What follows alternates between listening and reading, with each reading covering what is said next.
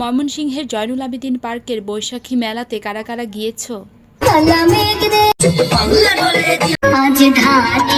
প্রতি বছর ময়মনসিংহের জয়নুল আবেদিন পার্কে বৈশাখী মেলা হয়। পুরোটা পার্ক খুবই রঙিন হয়ে সেজে ওঠে আর প্রচুর প্রচুর প্রচুর লোক বৈশাখী মেলা দেখার জন্য, ঘোরাঘুরি করার জন্য, ছবি তোলার জন্য চলে আসে আমাদের ময়মনসিংহের জয়নুল আবেদিন পার্কে। সো হ্যালো সবাইকে, সবাই কেমন আছেন? আমি তো অনেক ভালো আছি। আমার আজকের ভিডিওটি হলো 14ই এপ্রিল, পহেলা বৈশাখ মানে নববর্ষের দিন। সুন্দর করে সাজুগুজু করে মা মেয়ে চলে গিয়েছিলাম ময়মনসিংহের জয়নুল আবেদিন পার্কে। তখন প্রায় সকাল 9:30টার মতো বাজে। সকালবেলা গিয়ে দেখি ময়মনসিংহের জয়নুল আবেদিন পার্কে যে মঙ্গল শোভাযাত্রাটা হয় সেটা শেষ হয়ে গিয়েছে, কিন্তু হিমু আড্ডা রেস্টুরেন্টের সামনে পহেলা বৈশাখ উপলক্ষে খুবই সুন্দর একটা অনুষ্ঠান হচ্ছিল। ময়মনসিংহের যত ধরনের সাংস্কৃতিক প্রতিষ্ঠান আছে সেইখানে সব ক্ষুদে শিক্ষার্থীরা, শিক্ষকরা বিভিন্ন ধরনের গান, নাচ, কবিতা আবৃত্তি এগুলোর মধ্য দিয়ে খুবই সুন্দর একটা অনুষ্ঠানের আয়োজন করেছে। আর সেই দিন আমার সৃজা একটা শাড়ি পরেছিল। আমি আমার 2 মেয়েকে নিয়ে চলে গিয়েছিলাম ময়মনসিংহের জয়নুল আবেদিন পার্কে। চলো তোমাদের সাথে অনুষ্ঠানের কিছু সুন্দর সুন্দর মুহূর্ত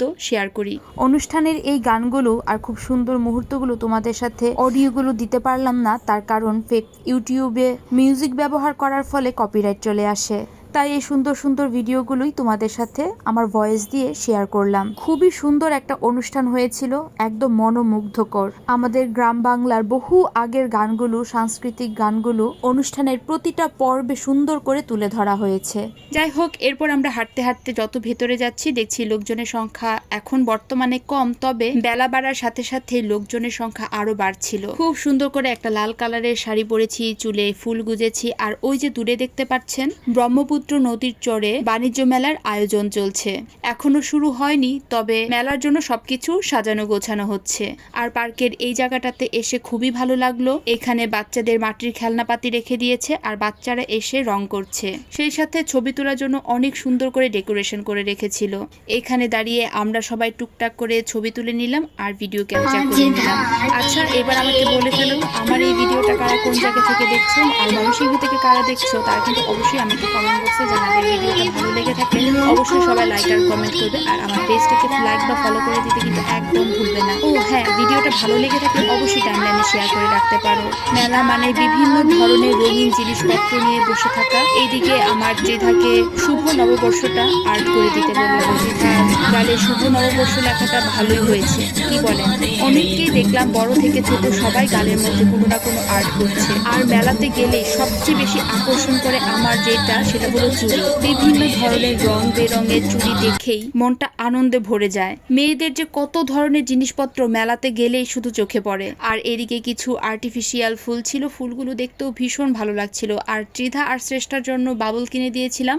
ত্রিধা পুরাটা পার্ক যতক্ষণ আমি ঘুরেছি ততক্ষণ পর্যন্তই বাবল ফুলিয়েছে। আসলে বাচ্চাদের জন্য যাওয়া, একটু ঘুরে দেখা বৈশাখী মেলাটা কেমন করে পালন করা হয়। ইচ্ছা ছিল মঙ্গল শোভাযাত্রাটাও বাচ্চাদেরকে দেখানোর, কিন্তু বাসা থেকে বের হতে হতে কিছুটা দেরি হয়ে গিয়েছে, তাই বাচ্চাদেরকে মঙ্গল শোভাযাত্রাটা দেখাতে পারিনি।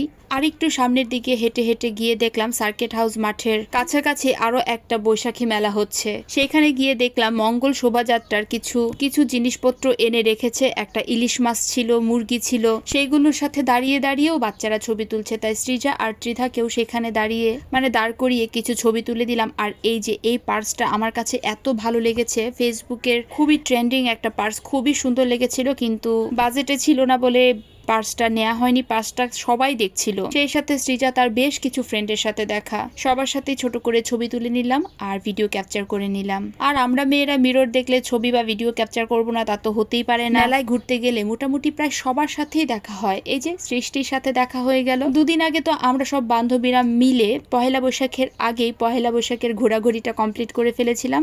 আবার পার্কে গিয়েও দেখা হয়ে গেল। পার্কে সবচেয়ে বেশি নজর কাড়ে হলো মাটির জিনিসপত্রগুলো। খুবই সুন্দর লাগে মাটির জিনিসগুলো দেখতে, কিন্তু ব্যবহার করে একদমই শান্তি নেই। আর এইবার পার্কে দেখলাম বেশ কিছু সুন্দর সুন্দর পাখি এনে রেখেছে, পাখিগুলো দেখে ভালোই লাগলো। আর এইবার আমরা নাগরদোলায় উঠবো, তার জন্য দাঁড়িয়ে রয়েছি। আর সেই সাথে আরেক বান্ধবী মৌকে ফোন করেছিলাম, সেও উঠবে নাগরদোলায়। তো নাগরদোলাতে উঠার আগেই দেখলাম সৃজা তার আরো এক বান্ধবীর সাথে দেখা। চলুন নাগরদোলায় উঠার জন্য বাচ্চাদের একটা রিয়েকশন আপনাদের সাথে শেয়ার করি।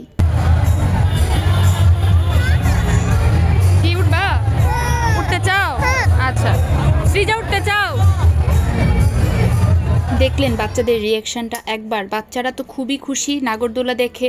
ময়ূর আসতে একটু দেরি হচ্ছিল, তাই আশেপাশে টুকটাক ঘোরাঘুরি করছিলাম, ভিডিও ক্যাপচার করছিলাম। এই যে মৌ চলে এসেছে আর সমৃদ্ধও চলে এসেছে, তাই তাদের সাথে কিছু ছবি তুলে দিলাম। এবার আমরা সবাই উঠে পড়েছি নাগরদোলায়। নাগরদোলায় ওঠার পরে সবাই তো মোটামুটি একটা চিৎকার চেঁচামেচি শুরু হয়ে গিয়েছে, স্পেশালি আমার। তার কারণ হলো আমি মোবাইল বের করে ভিডিও ক্যাপচার করছিলাম, আর সৃজা বারবার চিৎকার দিয়ে বলছিল, মা তুমি ফোনটা তাড়াতাড়ি ঢুকাও, মা তুমি ফোনটা তাড়াতাড়ি ঢুকাও। কিন্তু উপরে নাগরদোলাটা থামিয়ে রেখেছিল বলেই আমি একটু টুকটাক ভিডিও ক্যাপচার করে নিলাম। আর নাগরদোলা চালানোর আগেই ভিডিওটা বন্ধ করে তাড়াতাড়ি পার্সে ফোনটা ঢুকিয়ে দিয়েছি। এই তো আমরা নাগরদোলা চড়া শেষ। এবার আমরা চলে এসেছিলাম শিল্পাচার্য জয়নুল আবেদিন পার্কের মূল গেটের সামনে, যেখানে স্কেটিং শেখানো হয়। সেখানে দেখলাম কনসার্ট হচ্ছে, তাই একটু ভেতরে গিয়ে হাঁটাহাঁটি করলাম, একটু গান টান শুনলাম। আর সেইখানে আরেকটু ভেতরে গিয়ে দেখলাম খুবই সুন্দর ছবি তোলার সুব্যবস্থা করে রেখে দিয়েছে, তাই সেখানে দাঁড়িয়েও বেশ কিছু সুন্দর সুন্দর ছবি তুললাম। এরপর ভেতর থেকে বের হয়ে বাসায় আসার জন্য প্রিপারেশন নিচ্ছি। আর দেখতেই পাচ্ছেন কি